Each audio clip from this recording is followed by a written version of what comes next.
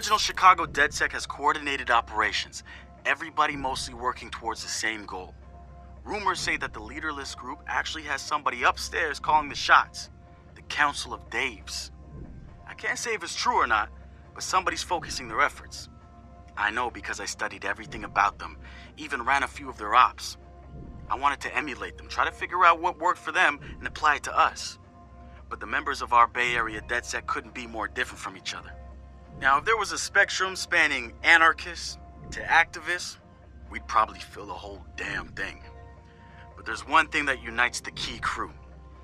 Each one of us has reason to hate big data, or more specifically, Bloom and its CTOS. I've been overseeing operations, making sure people get to where they need to be with the tools they require. I've got eyes on the big picture. The way I see it, I've lit the fuse. It's only a matter of time before Bloom feels the DedSec explosion. DedSec found Josh, hot sauce, posting anti-CTOS videos on Invite. Kid had a plastic Halloween mask over his face, a skull, but like the worst dollar store skull you could find. You could see his eyes through it. Big no-no when it comes to avoiding a profiler. He had a distorted voice, but he didn't change his speech patterns. You see, Josh, he's high-functioning autistic, which means he's got a very specific way of talking.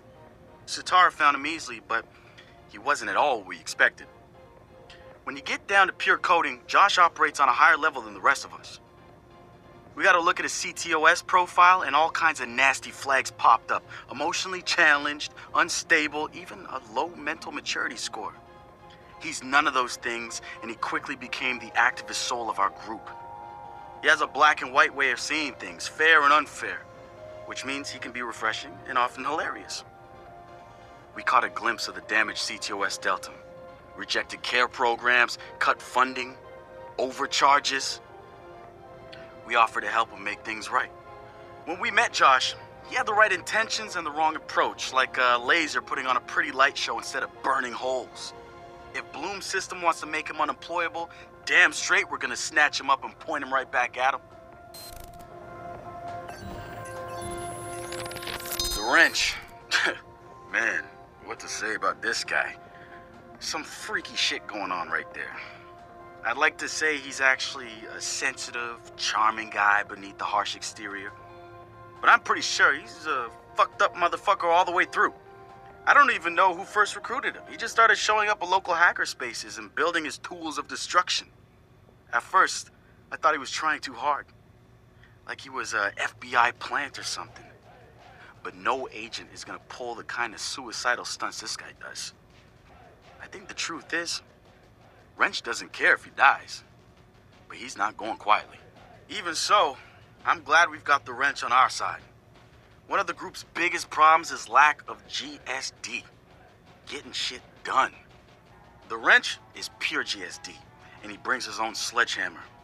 He's not some dumb thug either. I've seen some of his code. He's legit. Probably why he's interested in DedSec and not some street gang. You know what? I take that back. He might actually belong to a street gang. Who knows? One thing I do know about Wrench, the man hates Bloom. I mean, hates them. I can't get the why from him. It's obvious he wears the mask to avoid facial recognition, but what's he hiding from? He's not saying.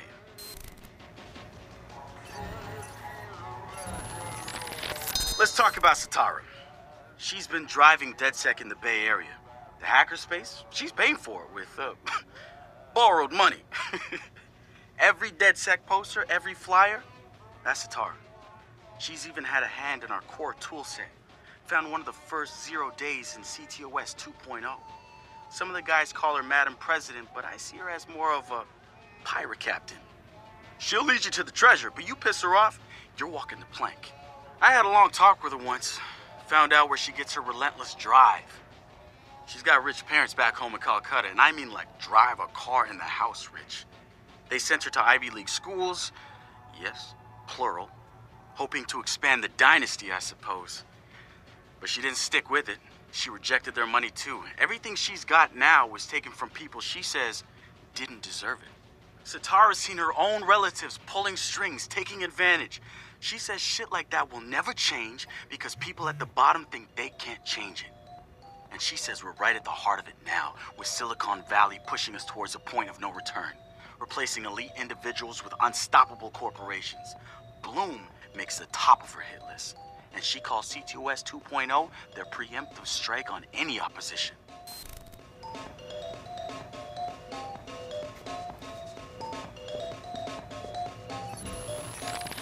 So we've been looking at this new guy, calls himself Retro. Now I like his style, spent some time in Oakland. In fact, that's where he earned some of his hacker cred. I read everything I could about it when it was going down. The Home Domain Center had to deal with Homeland Security. They rolled out cameras in Oakland and started stockpiling data on everybody. Somehow Retro got targeted by the thing and profiled him based on his computer skills and marked him as a prime suspect in the local high-tech robbery.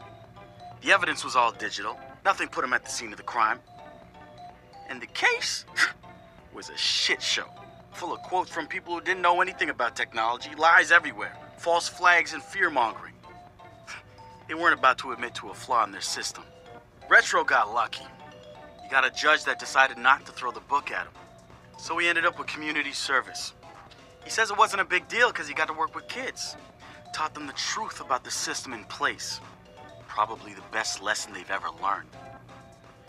But he knew he was going back after the HDC. He data mined them, hacked into the accounts of their key members, exposed every little thing that showed just how corrupt the system was. A huge victory, right? Yeah, maybe not so much. Oh, he spanked the HDC, no question. Got the program shut down hard. So where did all those cameras in Oakland go? They're still there. But guess who owns them now? Bloom. They're part of the CTOS, being used to track and profile people, just like the HDC was doing. And now Retro's got himself a nasty profile on record. We think he's gonna be eager to do something about it and can't wait to see him work. My bet, he's prime DedSec material.